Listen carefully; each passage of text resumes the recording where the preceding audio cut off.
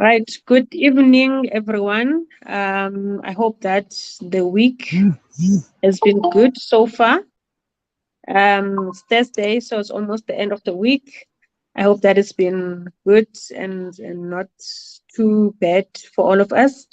I also hope that the year has been good so far. This is my first time joining you guys this year on the live session. So I hope that 2023 hasn't been bad, so far. On my side, it's been good. I really can't complain about how the year is moving along. We will see what this new month is bringing us, and we can only hope for the best.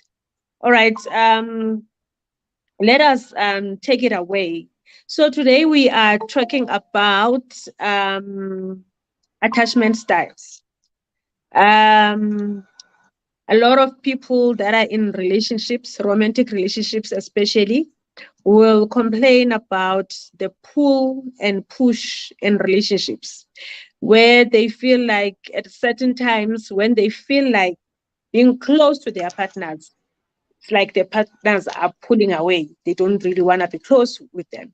And a lot of people wonder what causes that. And some people find out that they don't really last in relationships. They always have relationship problems. They try this relationship, it lasts for a few months, it's gone. They try a new one, it lasts for a few months, it ends, and they wonder what is wrong with them. Some people may even feel discouraged and think that there is something deeply wrong with them because they can't seem to last in relationships.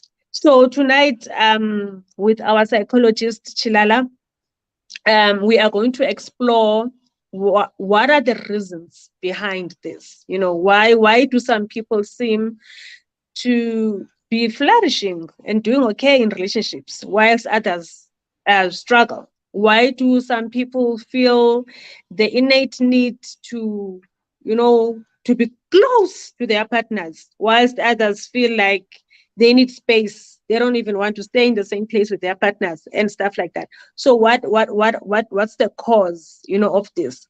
So Chilala, what is attachment style, or what are attachment styles? Okay, thank you so much to everyone that has joined us.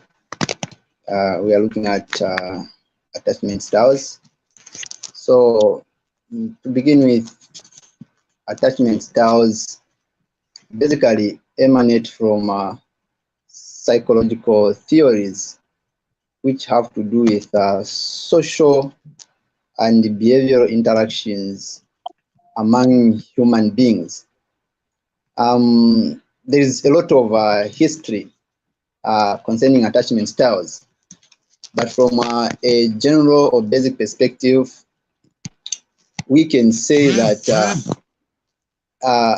somebody's relationship with their parents or caregivers in childhood has a great influence on the way they are going to socialize with other people, and also the way they are going to behave, the way they are going to act, and the way they are going to conduct themselves in relationships. These could be intimate relationships, as well as relationships at school, at places of work, and just everywhere else in their social interactions. And hence, attachment styles really have to do with how somebody is going to conduct themselves in intimate relationships, especially based on the way they were brought up by their parents or the primary caregivers from their childhood. So basically, that's what attachment styles are. Okay, so when you're saying that they are based on how the person was brought up, or how the person attached, to their caregiver, does that mean that one can inherit, for a lack of a better word, can one as a child inherit an attachment style from their caregiver, or is it learned behavior through which the caregiver showed love and care to this particular person? Well, they are inherited. Can I say they are inherited? They are actually as a result of the way this person relates with their parents. And so, what this means is that somebody could develop a particular type of attachment style. I don't know. Perhaps before we go further in looking at that, perhaps it could be a little bit important to outline some of the attachment styles that are there according to the psychological theories. Yes, and then Yes. we can now delve into those areas. So there are basically 4 attachment styles. We have the anxious one, which is also referred to as preoccupied.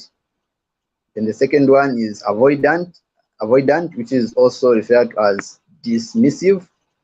And the third one is disorganized, also called fearful avoidant.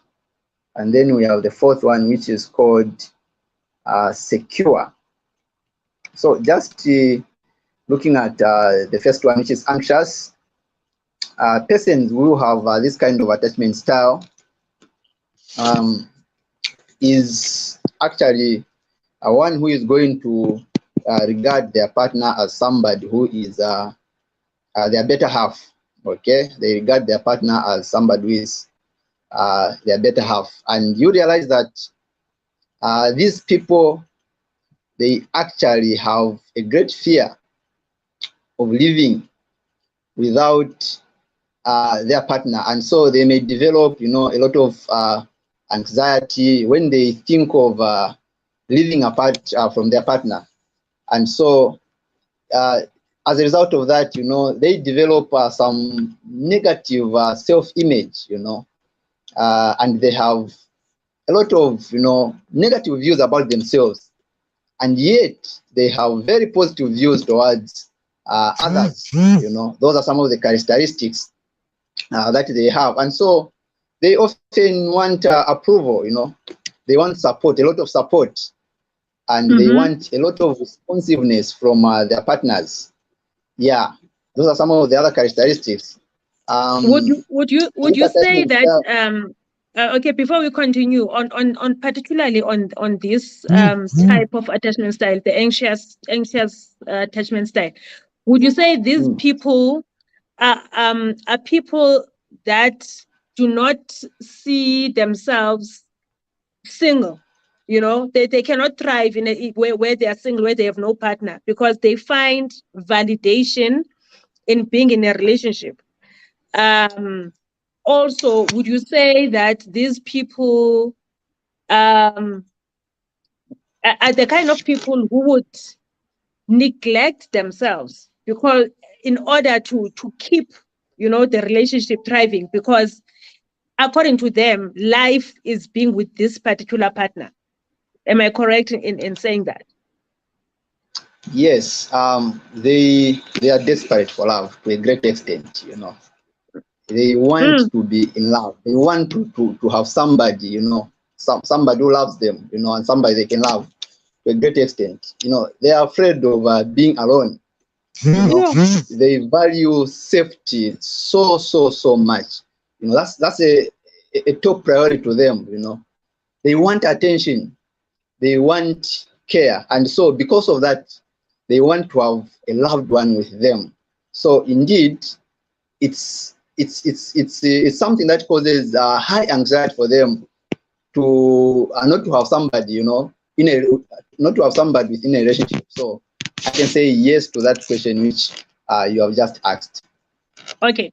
My other question on this anxious attachment style: if I'm a parent and I have a child that has this anxious attachment style. Now, I want us to step away a bit from romantic relationships. Would Okay. I be correct to say the kind of child that has an anxious attachment style is the child that will be so clingy, a child that is dependent a lot, on the parent? I know that children in various stages of their lives will have will be more attached to their parents than others, but if generally this child finds extreme anxiety in being away from the parent, and it doesn't matter what age they are, and they are totally dependent on the validation of the parent, dependent on the parent being around for them to thrive, would we say that kind of a child is probably having an anxious attachment style? Well, there could be such kind of a possibility, and uh, yeah, it may be necessary in order to really establish whether that's the case by looking at their, uh, a little bit of their background, okay, or their history, because this theory um, emanates mainly from psychoanalysis, the psychoanalysis theory by Sigmund Freud, Mm-hmm. which is actually based on the view that what happens to somebody, or the anxiety or the challenges, the psychological challenges that somebody could be experiencing at a particular time, could be actually due to some past traumatic experiences, And so, in order for you to establish what really the problem is and to come up with solutions to such kind of a person, there is need to go back to what happened to this person in the past. And sometimes you may not be able to get what happened to somebody in the past because they may not be able to open up, or you may just not be able to get that information. However, Mm-hmm. despite that you are not able to get that information is usually hidden in the subconscious. That's what psychoanalysts believe. And so you have to dig deep in the subconscious, and you may just be able to watch to unearth some experiences that may be leading to that behavior which somebody is portraying. And so we can say that, yeah, to a great extent, it's such kind of a child, who might be clinging to their parents and everything like that, could have Mm-hmm. developed such kind of behavior due to something, that could have happened in the background. And so it is there in the subconscious, without even them realizing that it is that thing which is affecting them. Wow. Okay. All right. No, you can go on to the other types. I'm sorry, I had to, understand you a bit more there. That's all right. That's all right. Yeah. So the second one is avoidant, and this is the dismissing type. The avoidant type would often perceive themselves as, they are lone people. They are lone people, but they are very strong. Very strong. They are able to operate and to live independently, and they feel that they are able to sustain themselves. Yeah, they don't. Uh, they don't necessarily depend on other people emotionally in order for them to do it, to thrive. They Mm-hmm. are very dependent to a great extent on an emotional perspective rather than on a physical perspective. They are emotionally strong. Okay, they don't like self-esteem. Of course, they have a high self-esteem and they have a very positive self-image. They believe that they don't necessarily need to be in a relationship for them to feel complete. They are okay just the way they are alone without necessarily being in a relationship. So they don't depend so much on other people, but rather I, see I, themselves. I feel like you've just described me there, and that's why I'm laughing. Oh, wow. And I That's hope that the interesting. people that are listening are picking up what applies to them as you go through these definitions, because I'm really like laughing because I'm like, okay, that's me there. That's interesting. Yeah, it's very easy to see yourself in these attachment styles. Very very easy. Yeah. Okay.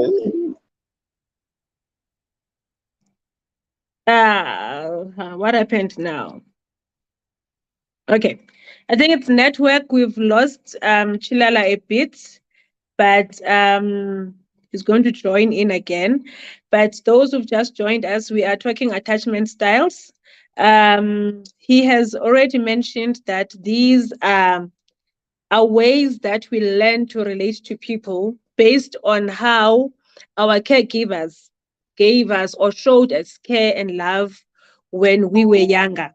So how we were raised, it then um it directs us or guides us in how we relate to people, especially romantic partners as we grow. Okay, I think he's back. Yes. Sorry, I think I accidentally pressed on somewhere where I was not supposed to press. Yeah. Technology. It's okay. All right, you can continue. Okay, indeed.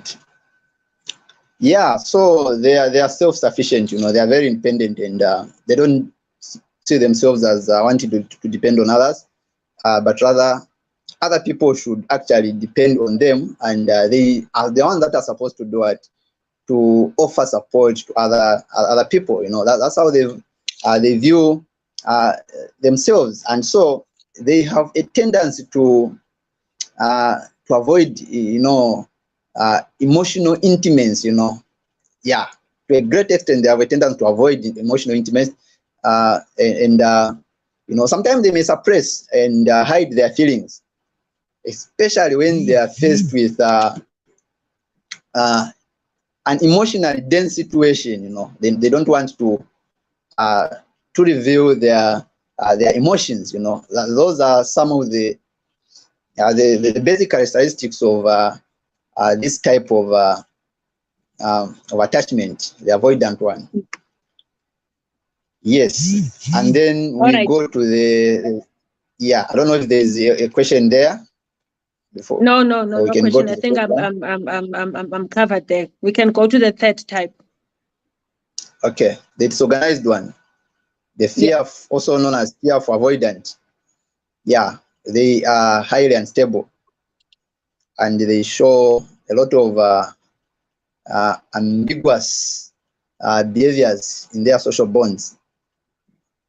So adults with this type of attachment, um, the partner and the relationship themselves are often the source of both desire and fear. So Mm. they want to be in this relationship. They have a great desire, uh, but the same relationship is a source of fear. Okay, they want to be intimately close to others. Okay, but at the Mm-hmm. same time, their challenges are trusting and depending Mm. on others. So yeah, they are in limbo. They want this thing, but they have a lot of fear.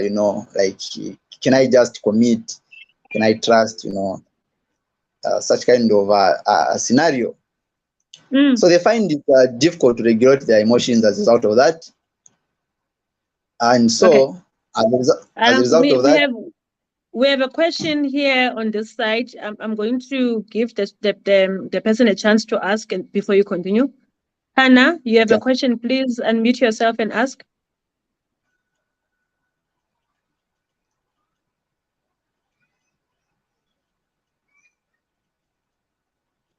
Hannah, you have your hand up. Oh, okay. It was okay. It was a mistake. That's okay. We can continue. Okay, that's right. Yeah, so they have challenges are regulating their emotions, and they are scared to form emotional attachments. because they are scared that they may get hurt, So they are very reserved in terms of forming emotional attachments, And so Okay. already from these characteristics, you're able to tell that such kind of attachments may have been shaped as a result of some previous relationship that somebody might have had with the people that they lived with, or even from other relationships that they may have had, where they could have committed themselves so much, and they thought everything was going to go on well with this person, but unexpectedly the worst just happened, and so they develop a belief that it's difficult really to trust somebody or for things to work with anybody, So their past experiences could have greatly formed such kind of perspectives in these I persons. have a question there. Okay, before we go to the fourth one, I think if I remember well, you said the fourth one is the secure attachment style. So out of these three, the anxious, the avoidant, and the disorganized, would I be right to say the disorganized is the most confusing of them all? If you were to be, in a relationship with somebody like that, I feel like with the avoidant, you would, get to a point where you understand that this person avoids intimacy and wants to be here, but they just don't want to be too close to you. And with the anxious, you may get to a point where you understand that, okay, this person wants me to be with them like 24/7. They don't want to be apart from me. But with the disorganized, it feels like one moment this person will be acting in such a way that they want to be with you. Like they assure you, they affirm you that I want to be with you. And then the next minute they act as if they don't want anything to do with you. Isn't that like confusing? It is confusing to some extent, yeah. As it has been said, it's a very ambiguous attachment style, You just don't know, what to expect from this person, They do not fall on this side fully, they do not fall on this side fully, They are just nowhere at the end of the day.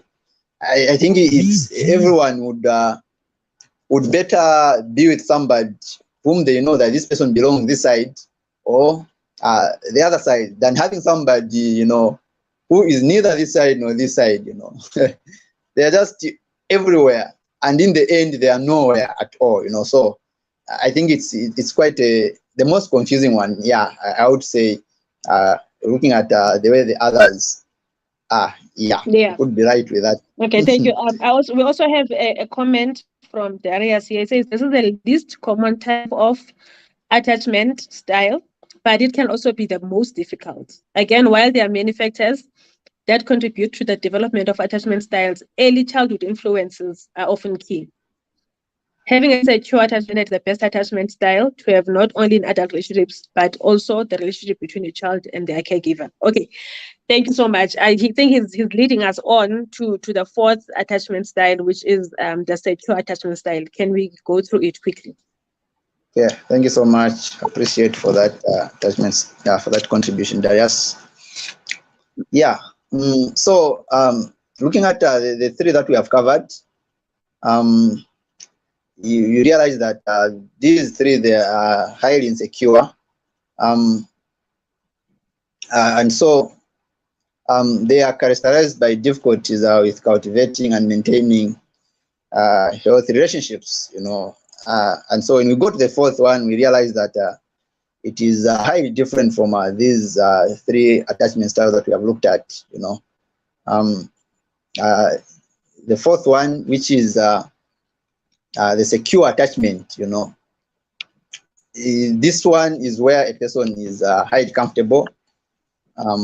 They can express their emotions, much freely and much openly, They have, some great comfort in terms of in their relationships.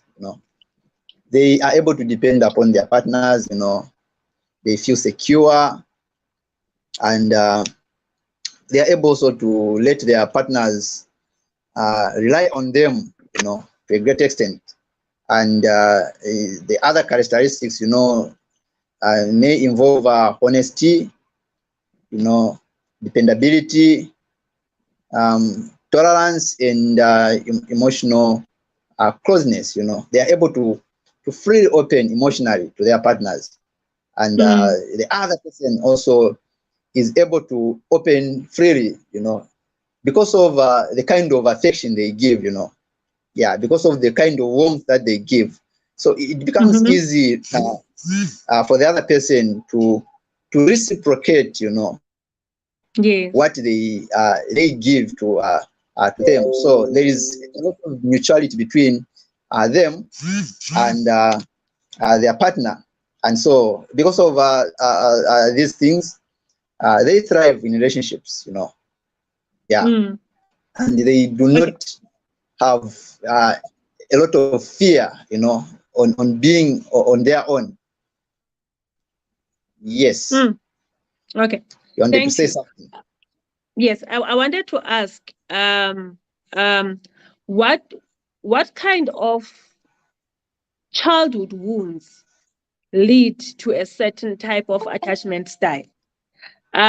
Because we have already established that these come from childhood influences, early childhood influences, and I'm saying childhood wounds because I can imagine that if I develop an anxious attachment style, it may mean I'm assuming it may mean that at some point in my early childhood development, I experienced neglect, and therefore, as a way of me coping with neglect, I don't trust that my caregiver or my partner or anyone close to me will always be around. Hence, I developed anxiety for me to always have them accessible to me. So, one, is my assumption correct? Secondly, maybe take us through what would have happened in a person's childhood for them to develop a certain attachment style. What could have happened to somebody? Okay. Can we give Darius a chance to come in there? Chilala, he's volunteering. Yeah, sure, Okay, he can thanks. come in. You can come in. Okay, first of all, I know I'm joining through Google Meet. I don't know if what I'm saying is able to be our viewers on Facebook are able to hear me. Yes, they can hear you. Okay. So earlier on in the day, I was talking to Shilana. We were just sharing notes, and I'll give an example of there are people who love over-explaining themselves. Okay. Something that somebody can explain in 1 minute, in 30 seconds, they end up explaining in 5 minutes, in, like over-explaining something. And I think, Sia, you have an idea of such people in your friendship circle. I don't want to mention names. Anyway, yeah. So, there are some people with this kind of I don't know whether I can call it attitude or behavior, where they have to over-explain themselves. Now, usually this comes as a result of somebody who, in their childhood, they were probably dismissed. Okay, whatever they tried to explain, they were dismissed, they were not heard. So this leads to somebody being this kind of a person who, for them to explain something which is so simple, they'll have to take time, they'll have to belabor the point, they have to, such things. Now, back to your question. Okay. Atash, there is of course, this could be another maybe topic, but there's what is called attachment trauma. Now, attachment trauma may occur if there is a traumatic experience in the home while a child is, forming a bond, and it may also result from absence of primary caregiver. So we're talking about issues like, let's say, childhood neglect. Okay, especially in a fast world like the one we are living in. We're living in a world where our parents, they both of them they're working. Yeah.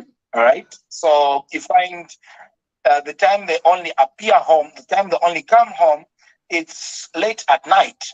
All right. Sometimes at the time that they leave home, it's before the kids are awake. The time they come when the kids are about to sleep or they're already sleeping. So such can also be termed as can be classified as childhood neglect. Most of us, most of the people, especially the 2000 ones or the people who are now being born now. These are people who are most of them are raised by maid servants, okay, or they are cousins or somebody who at least who's who the work was delegated to, So this is a very serious thing. Then also physical abuse. These have lasting effects on adult attachment styles, and anxious and avoidant adult attachment styles contribute to understanding the negative mental health consequences of childhood neglect and physical abuse 30 years later in adulthood. So I think that is what I can say. Yeah. Okay. Thank you, Tim. Do you want to still add to that response, Philada? Just an emphasis, Darius has given an example.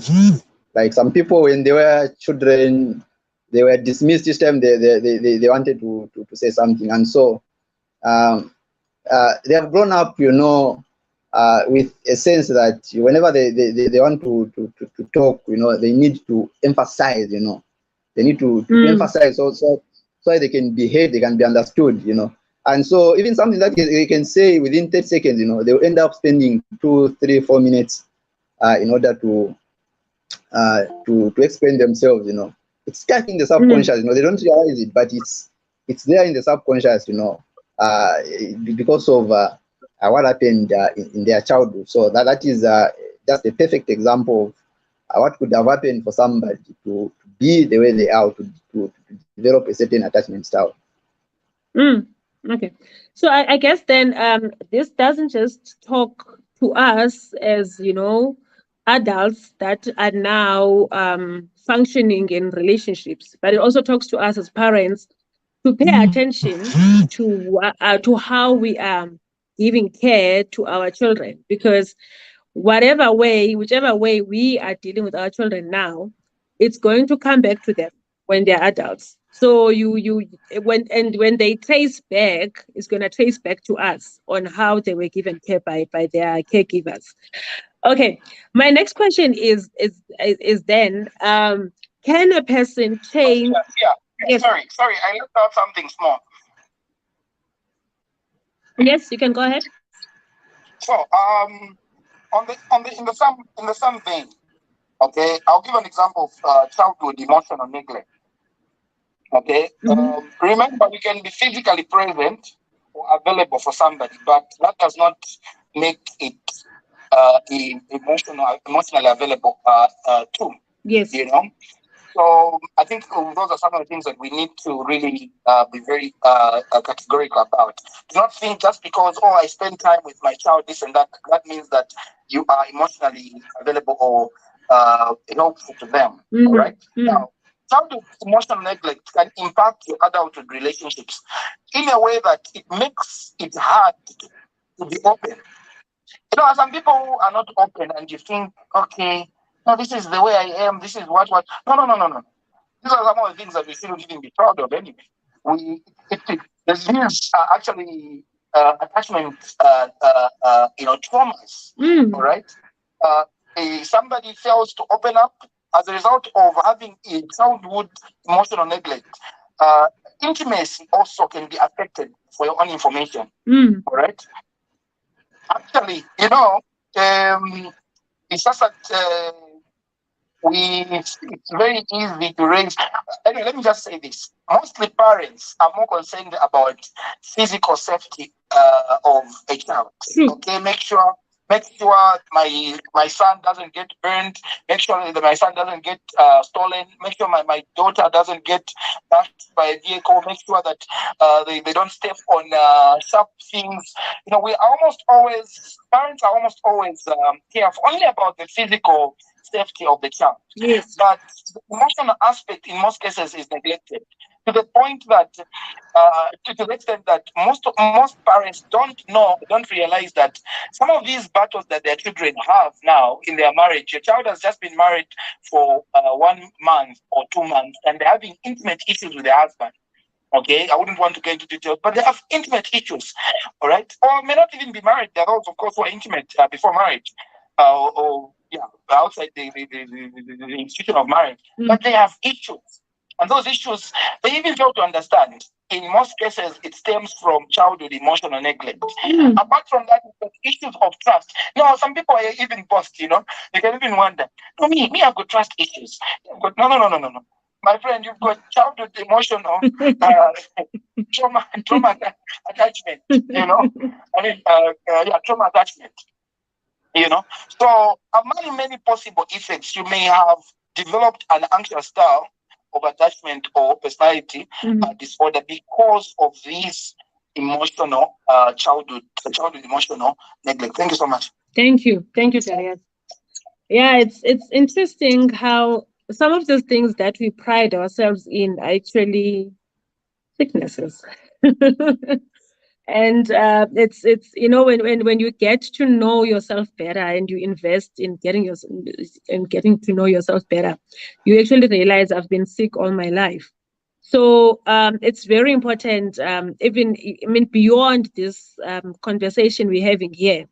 I wish that all of us that are listening, that have joined this session, will go back and pay attention to ourselves. Why are you the way you are? I think that's the most important, and that's the most liberating question you can ever ask yourself, or try to dig down. Why are you the way you are? And once you've found out why you are the way you are, then it becomes easier for you to take the next step into correcting how you are right now, into be a better version of yourself. Anyway, my next question is, can a person change from one attachment style to another? Is it possible? If for an example, I am this anxious person in relationships, and this anxious attachment style not only is limited to my romantic relationships, but to every adult relationship that I have. It spreads to my friendships, it spreads through my work colleague relationships, it spreads through my parenting, and I decide that no, this is not how I want to be. Can I get to a point where I have healed from this anxious attachment style to a secure attachment style, or maybe not even secure? Maybe is it possible for a person to move from the extreme of being an anxious attachment style to being an avoidant? Is it something that is possible psychologically? Maybe, there's no need. Okay. Let's give him a chance, Darius. You can come. Go ahead, Chilala. Okay. Yeah. So I was trying to say, there is no need to completely fit in any specific attachment style. For good. Okay. There is a lot of room for change. Change could happen. I can say automatically, or change could happen by effort. It takes a lot of effort for somebody to change. It's not an easy thing. Somebody has to be decisive about it. They have to be deliberate about it. If they are going to work on that with their friends, those people that are close to them, they need to do that, to work on that, so that they can change some of the patterns of behaviors or characteristics which are actually inappropriate. They can choose also to try to work on that through therapy, you know, with a psychotherapist. That can also be another way through which they can change. The automatic one, you know, may involve certain life experiences, you know, that may just happen, boom, you know, without somebody's intention, you know. For example, when you are the kind of person that had an insecure attachment, you know, all of a sudden, you know, at some point in your life, you just meet somebody who would be able to form a very secure bond with you, you know, and you just get attached to that kind of a partner, you know. They just give you the kind of friendship, the kind of relationship, or the kind of love or intimacy that you could never have experienced before, you know. So that can trigger some change in the attachment style that you have. Sometimes somebody could have a very secure attachment style, and so maybe just a certain life event happens, you know, you lose somebody that you love so much, you know, by whatever kind of situation or way, you know, and all of a sudden you become an insecure kind of person, you know. You just begin to find it very difficult for you to trust that somebody can be there for you at all times, you know. This relationship can work out with this person. So due to different circumstances, you know, different life events, attachment styles can change, but we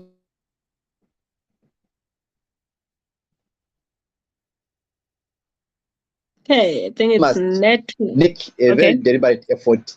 You know, you shouldn't be satisfied with the status quo.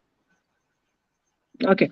All right. Thank you so much. So Yeah, yeah. as we go through life, we can change. Certain life events can push us, you know, into a different um attachment style. So a person can change from secure to insecure, and a person can change from insecure to secure. Got it. Thank you. Darius, you still have something to add there?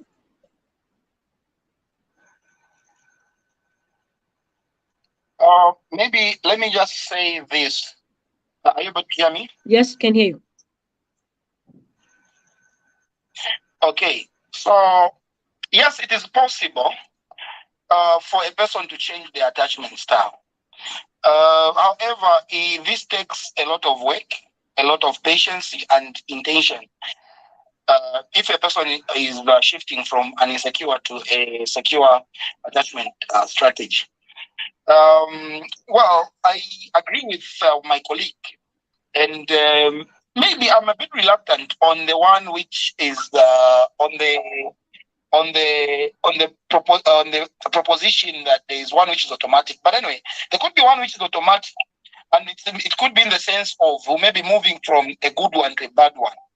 You know, it's very easy to destroy something, right? Mhm. Let's say for you want to move from building something takes time, but destroying that thing just takes a snap of a finger. That thing is destroyed. What do I mean? These attachment styles that we have can be altered by various things. Okay, can be altered by our direct experiences earlier in our early lives. Okay, when we were young. But also remember, if today you're 20 years, at some point that 20 years would be an earlier experience. Remember, let's say 10 years from now, you'll be 30 years, right? Yeah. You get the point? Yeah. 10 years from now, today you're 20 years, 10 years from now, you'll be 30 years. So that 20-year experience will be called an earlier experience. Yes. So meaning the choices we make on daily basis, the experiences we encounter or we come across, will make up what will inform our tomorrow. Yeah. Okay, so sometimes what happens to us can happen to us in a direct sense, sometimes indirectly. Sometimes the direct ones are those things that are directly linked to us or things we actively participate in. Indirect ones are those that we witness somebody, either we are close to or somebody we know going through something. Yeah. And so those things can actually alter, and so it's in that vein that actually I'm inclined to where Chilala says somebody can have an automatic change or shift. Okay, because there now there's no effort. Yes. Okay, it just happens, but in most cases it's passive. a passive way of developing maybe bad attachment style.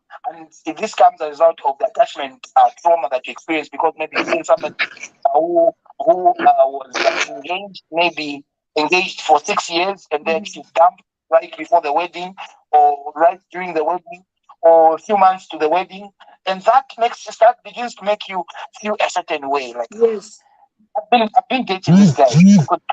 Couldn't he do the same? You know. So yeah, but I think on the positive side, on the positive one, now to coming back to us, if let's say you've identified that you probably have an attachment style that is not healthy. Okay, this I must say takes work. Number one, number two, patience. Number three, intention. Of course, there could be many other things. Now, the reason why I would want to emphasize on these three things is that I've come to learn something in therapy from the time I started working as a psychotherapist. That most people have got issues that are 5 years, 10 years, some of them 15, some of them even 20, others 30 years problems. But I want to come to you as a therapist, so that you do magic. No. There's no magic that can happen. All right? Yeah. It's something in which today, if I tell you work on this or do this and that, you must commit to work on that. Yeah. And then apart from that, you're a work in progress. You must give yourself time. Yes. You understand? Yes. Give yourself time.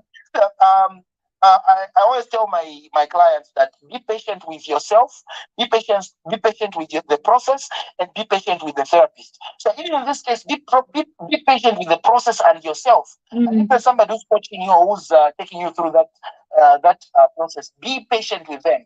They know where they're going and what they're doing. Eventually, everything will start making sense. And lastly, intention. It takes intention. Be intentional about this. Okay? Yeah. Now, sorry, I said lastly, but this is something I would want to say on self-help. Sorry. It's okay. Something I want to say on self-help. I should have said this earlier. Apart from what Chilala said on seeking the help of the therapist, it's also important to realize that we are not the problems that happen to us. For example, let's say you are raped, or you were sexually abused, or whatever. There is a common trend of self-blame, yes, or self-hate, self-blame, self-stigma, self-hate. If you choose to work on your attachment style, you need to work on some of those tendencies. You need to realize that you are not a rape victim, but a rape survivor, right? You need to realize that you didn't ask whoever to abuse you, but they chose to do it, and you had no control over it. Okay, so once bitten, twice shy. The first time you learned your lesson, what can I do going forward to ensure that thing doesn't repeat itself? So that next time if it happens, I would blame myself, because by then I would have been aware of patterns of certain things that happen to people. So it's important what you tell yourself, the self-talk you have is very important towards building a secure or a better attachment style. Thank you. Thank you, Darius. Do you have something to add, Chilala, or can I ask my next question? You can go to the next. Okay. What is the role of a romantic partner in influencing one's attachment style? Or maybe the question is it even possible that your attachment style can be influenced by your partner? If, for an example, I have the anxious attachment style, and I meet someone who has avoided. I know that's a terrible combination. But is it possible for them to influence me, like to a point where I end up being like them? I end up being an avoidant as well. Like Darius says, it's a little bit difficult to change attachment styles automatically. Usually, on the negative negative side, it's quite easy. But on the positive side, to change from the negative side to the positive side, it's a little bit difficult. Mainly, remember, you are dealing with a a person, who might not even understand these things of attachment styles, and so, to them, you are simply this very difficult, to understand kind of person. Okay. And so chances are that because of your anxiety, your insecurities and everything like that, you're going to begin to stress them and make them anxious. That could be the challenge. So there is a high likelihood that instead of you changing from this kind of an insecure person to a secure person based on the love that your partner, or the kind of treatment that the partner gives you, you're actually going to actually begin to do it to affect your partner, that they begin to become negative in one way or the other. At the end of the day, as human beings, we begin to get tired, no matter how good we are. Sometimes we begin to get tired because of the kind of person our partner is. And so maybe we can say that for me, I feel like this is where seeking psychological care is very, very, very important. I think we underestimate, we undervalue the need for psychological care so much in our relationships, and in just many things that we do. If we are going to take an initiative, every day, throughout our lives, to seek psychological care, I think it becomes quite easy for us to begin to understand most of these things. We must not expect that certain issues that we may have with our partners or with ourselves in relationships, may just be sorted out, or may just go out on their own like that without any professional help.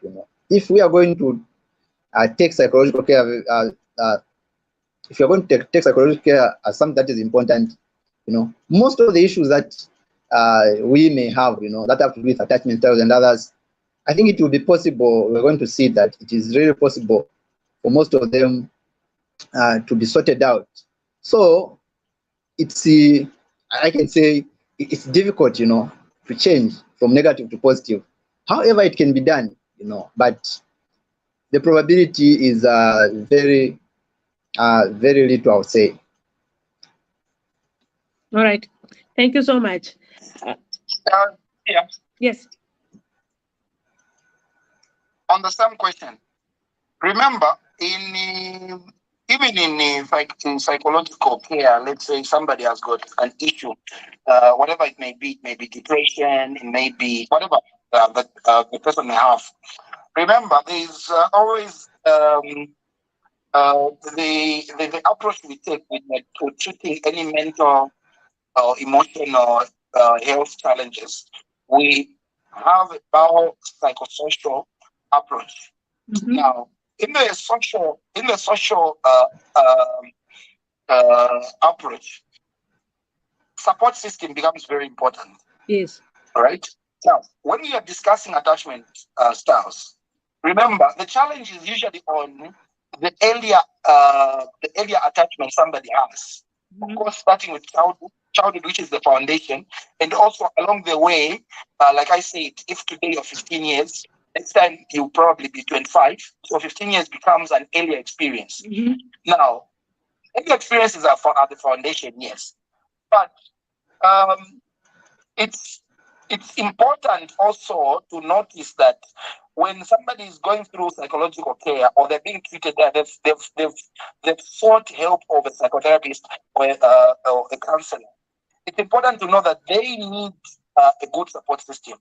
Yes. Honestly, it becomes very difficult to navigate through a bad attachment style if you're going through therapy or you're going through counseling. And then after you're done, because remember, you only spend at most an hour with a therapist, and you don't spend every day with time. You don't spend time every day with a therapist. Just maybe once in a week, or at most twice. And the longest time in that session is just maybe 1 hour. Then when you go back home, or much of the time, whether you're going to be with your partner on the phone or physically, those are people who will be your triggers. It doesn't help. So it's important for your partner to realize the kind of attachment style you have, even if it's not a healthy attachment style. So that during the time you're getting help, or during the time that you are working on your attachment style, they are not the reason why you walk 5 steps forward and then the next day you walk 50 steps backwards. No. It's important. So partners must be able to understand the kind of lover they are in a relationship with. So that in an event that this person or as a couple have agreed that, okay, I think your attachment style is not a healthy one and it's really affecting our relationship, they'll be there as a support system. You don't have a girl who's so jealous and you as a man, you're all over girls. You know, you are hugging girls, you are on phone, long phone conversations with girls, you are busy calling pet names to girls, hi sweetie, hi. Honestly, you're not helping your girlfriend or your wife. Okay? Even if you would not sinister motives, you need to help your partner not to, it's actually, if I'm to use a religious term, lead your partner not into temptation, but deliver them from evil. You know? Yeah. Very, very, very, very clear, very important that. Thank you so much. So when we're in a relationship, yes. Yeah, personally, I believe most of the challenges that one person might have in a relationship may be very difficult to be addressed through therapy if their partner is not involved. You know, the partner has to be involved. They need to know what issues their partner is having, and they need to understand, you know, and they need to do what to help out in supporting their partner. If we are only going to deal with one person, the other person is not involved, I think it's really difficult to for therapy to work on such kind of situation. I thought I should add that. All right. Thank you so much. So if we're in a relationship, both of us must take accountability in getting the best out of the relationship. And if one of us is not pulling the weight, then the relationship dies. Because I mean, as Darius was saying, that if you know that your partner is the jealous type, which could be a result of an anxious attachment style. Because when you're anxious, you want this person available to you 24/7. You want them to assure you and affirm you that they are with you. Actually, there was a joke on social media that I was doing rounds of a bride, soon to be bride, that's sending a message to the partner, to the husband. Are we still getting married today at 12? You know. So,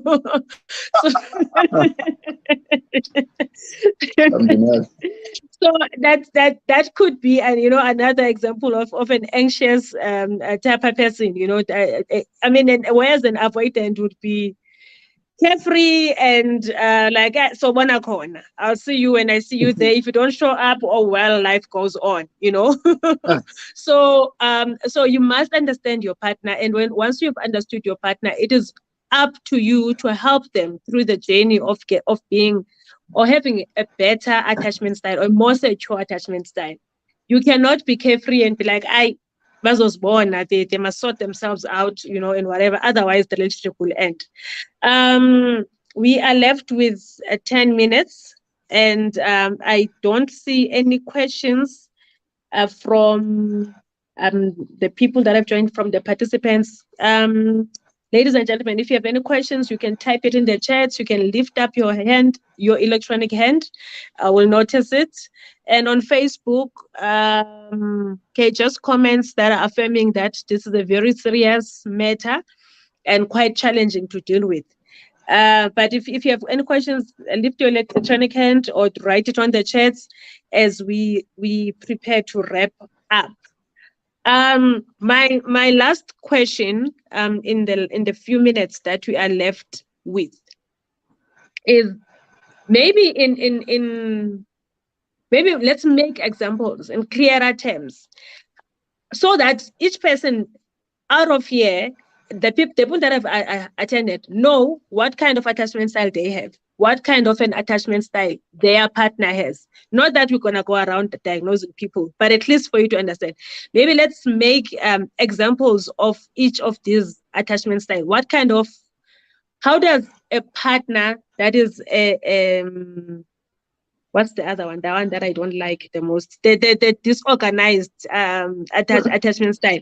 How do they show themselves to you? What are like practical day-to-day things that they will be doing to show that this is the kind of attachment style that they have? Practical, day-to-day, um,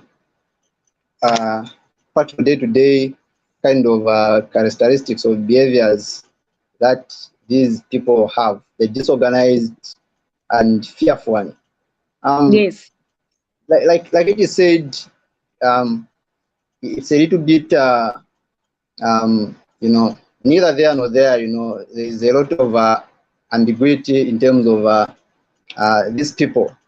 I can say that the disorganized and fearful attachment styles could be, people that are going to show you that, well, things are going well all the side. Things are going well at some point.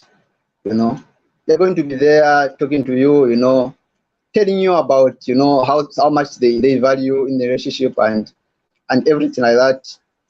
And then you'll be there and feel good that this person really means a lot based on what they have said. But then all of a sudden, when you don't expect it, you just feel that this person is actually not coming out in the way they are. They are showing their love, in the way they are doing this love or relationship thing at some point. And then you just begin to wonder because of what they told you previously, okay? And just the warmth that you felt at some other time, in comparison with what you are beginning to sense at this point, they it's easy to tell when somebody's cold on you, the communication is not that, they don't come out, the way they act towards you, the way they behave towards you, you just feel it that they are not, coming out as in opening up in a relationship like they are so much interested in you and they are really showing this kind of love that you need. So those elements, they are able to come out. They are able to come out, and sometimes you may realize just how they have challenges, with depending upon you. You can see that this person surely does not depend on me. They don't trust me. It's easy to tell when somebody, is quite reserved in terms of trusting you. They cannot depend on you fully. The way you would want your partner to be. Okay. And yet sometimes, they are going to tell you things that will show you like you really mean a lot to them and, they value you and everything like that. So such kind of situations, they are able to tell you that this person could have the disorganized attachment styles. I don't know if Darius has something to add there. Darius, do you have something to add there? Yes. Are you able to see me? We can't see you, but we can hear you. So it's okay. Okay, now we can see you. Okay. What about now? You can see me? Yes. Okay. So, symptoms of attachment, because we call that basically what your question was is what are the symptoms of attachment disorder? So symptoms of attachment disorder, of course, there could be numerous, as my colleague has said, except I couldn't get him at some point, so I don't know which ones he said, but I'll just itemize a few. Now, again, the other challenge before I can even say I can itemize them is a good number of these attachment disorders are things we have normalized. All right. I'll give an example. There are some people who would say, they've never maybe dated or they've never been in a relationship, but you ask them, do you, is it something you wish to uh, to involve yourself in one? They'll be like, yeah, I think there's no problem, but I just don't feel like loving. I don't feel, they'll be saying that, but that's actually a symptom. We're not saying that now when you have that one automatically, no, but it's a symptom, right? Difficulty reading emotions, okay, is that resistance to affection. Somebody, it's not possible that everyone out of hundreds and hundreds of men or females that express interest in you, you don't have interest, even a list of interest towards any of them. All right. But there are such people. This one comes, tries to show them some love, but they resist. Well, that resistance to affection. So resistance to affection is an attachment disorder. Difficult, I think this one, they're difficult in showing affection. But some people, they'll be in a relationship, but you can't feel it. You as a partner, you can't feel it. They claim they love you, but man, come on. You can love. You can give without loving, but you can't love without giving. I must see your love. I must feel it. It must show. Understand? Okay, but these individuals, they have difficulties in showing their affection. Okay, those are people who, that's a symptom of affection disorder. Attachment disorder. Low levels of trust. For me, I've got trust issues. You just know these issues. You just don't know. You just don't understand me. I have trust issues. I'm trying to get help. Low trust issues. That's a symptom of attachment disorder. Difficulty in maintaining relationships. Now, this is not to say that if all your relationships are failing, you having an attachment disorder. But again, at the same time, do not be carefree. If you're a person who has a pattern, okay, of failing to maintain relationships, seek help, objective help from a professional on what could be the issue. To get assessed, you could be having attachment disorder. Can I ask there before you continue? Can I ask there? Let's say you know yourself to be this person who can maintain relationships generally, like friendships. Like you have friendships that go 20 years ago, depending on how old you are or whatever. But the issue is with romantic relationships. Like, that generally you are a cool person, you vibe with people well, you respect boundaries and you have like proof, long-standing proof that you are able to maintain relationships generally, but you can't maintain romantic relationships. Can we still say that the issue is an attachment disorder, or is it honestly because you are meeting people that you... Wrong people. Yeah. Okay, so here's what I'm going to tell you, Sia. I understand that question. And I think even me, I've been sometimes in some moments, I've found myself in something like that. But one thing I'll tell you, I'll maybe use medical science or a medical example to explain this. Sometimes with our naked eyes or just our own thinking, you might think you're okay. Maybe let's say breast cancer. Probably when you Google the symptom of breast cancer, you check yourself. There are those things you ladies are taught. You check yourself, you do this and that. Maybe you try to feel if there's a lump, or something.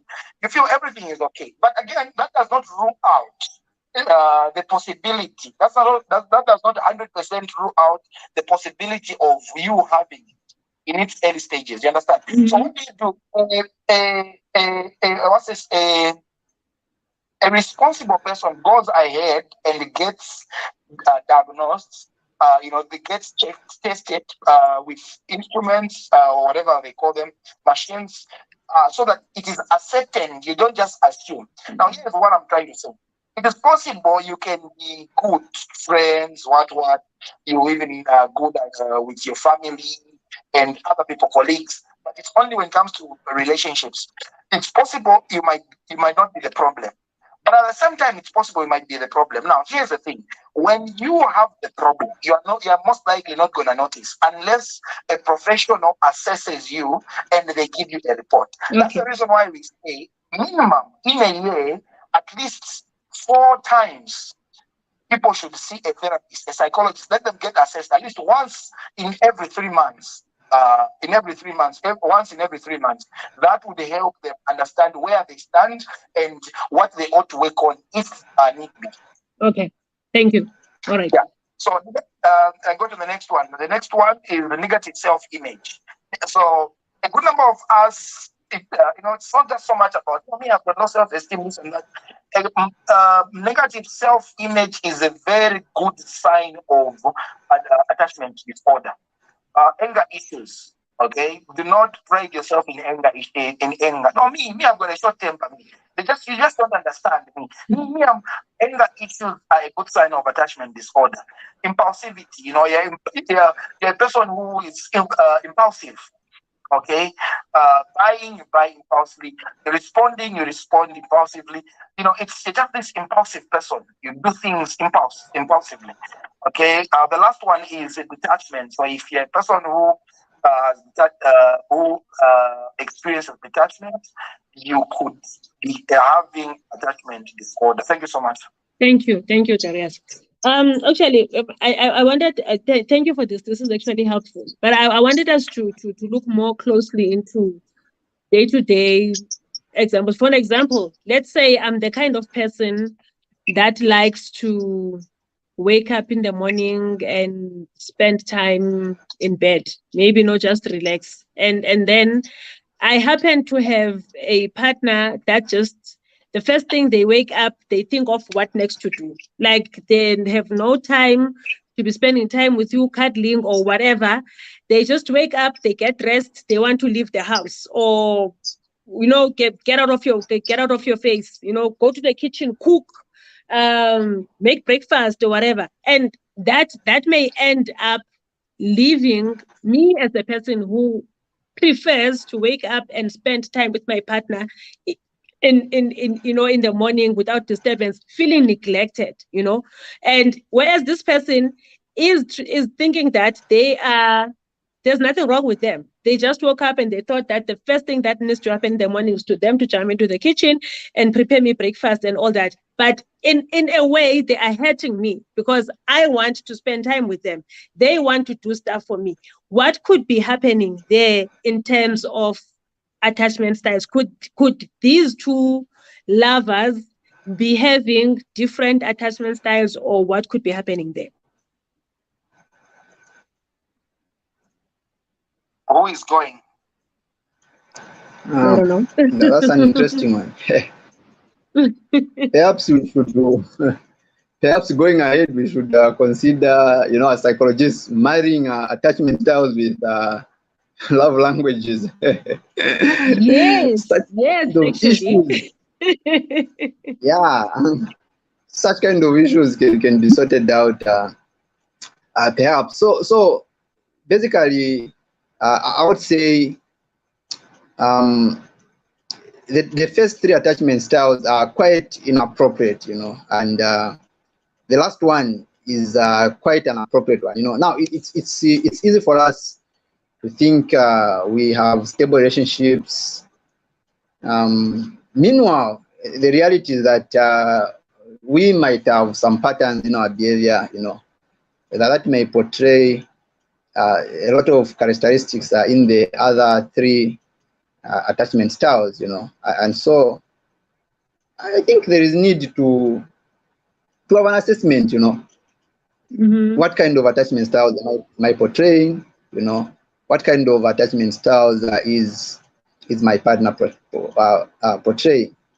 Well, Okay. if there is a challenge with mine or his, maybe it's necessary that we work towards meeting somewhere. We work towards meeting somewhere. Somebody may need to have some certain adjustments in one way or the other, so that the other one can feel secure. I think that would be important. but like I say, also, that could also hinge on the issue of love languages. Perhaps we need to understand that as well.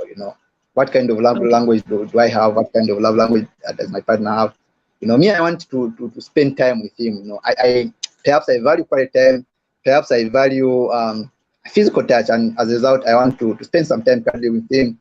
But this is the maybe I can say the workaholic kind of guy who just wants to get out of bed and start the day, chase some goals and everything like that, because they feel like maybe okay, what I'm going works to be for. out of electricity in the next minute, so I have to cut you.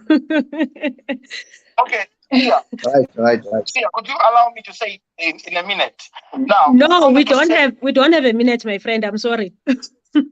All right. Okay, next time, can we please talk about attachment styles and love languages? That's my parting word. Thank you so much for joining us. Thank you for the lovely session.